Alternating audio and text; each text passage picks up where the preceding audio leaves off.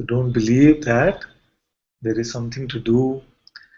Don't believe that there is somewhere to go. And don't believe that it will happen over time. It is already here.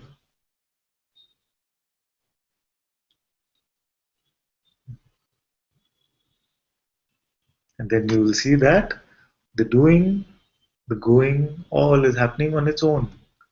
It is all a play of your own being. Your own holy presence is playing in this way.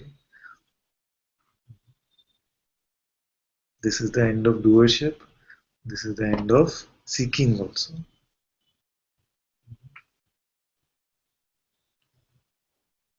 The seeking has played its part. It has got you to satsang. Seeking has done its part.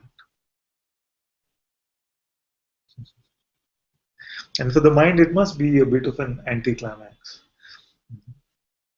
See, but you've already been that. Okay, so what have I been doing the last 20 years? Always been that. That's why there's some resistance to accept this. Resistance comes to accept this because we feel like I've struggled and sought the truth for 20 years, and you say that I've always been that. And we don't want to give up on that investment of 20 years. We don't want to hear that it's been futile.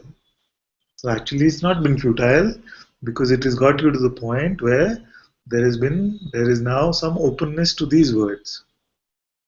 How many can be open to these words?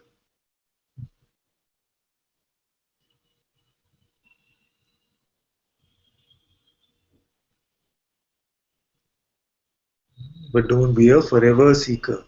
As my master says, don't be a forever seeker.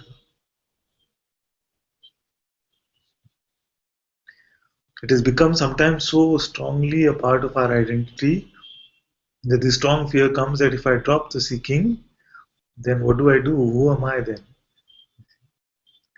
That's why I say that even this story of being a seeker, of being spiritual, we cannot carry.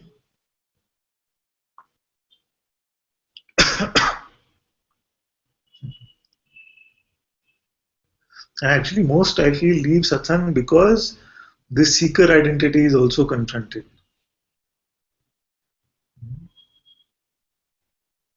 The seeker identity is also confronted, and when it's confronted like this, that it is of no value to you. You can drop it now. It is as good as any other identity. Then something doesn't like that. And I dropped all my stories and I became a seeker. Now you're saying even this is not worth anything. That becomes something too strong for many. But this story also must be dropped. Must be dropped. What could I be seeking? Seeking would mean that it is not here already.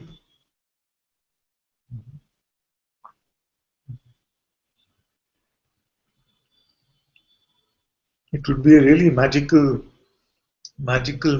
practice if there was a practice that could make a self out of a non-self. If there was a non-self and there was something you could do to make a self out of it, then that would be something valuable.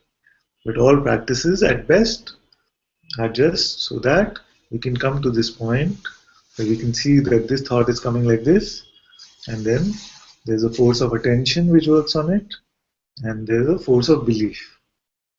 And we are able to see that attention doesn't seem to be so much in control, because if I try to turn from it, it comes back. Try to turn from it, again it comes back. But belief is so easy. The mind itself will come and say that no, belief is not easy. It happens automatically. That's just another thought.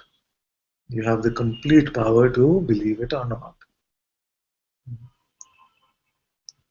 In fact, you don't believe many thoughts that cross the mind. And because there's so little or no belief in that, it doesn't even get too much of your attention.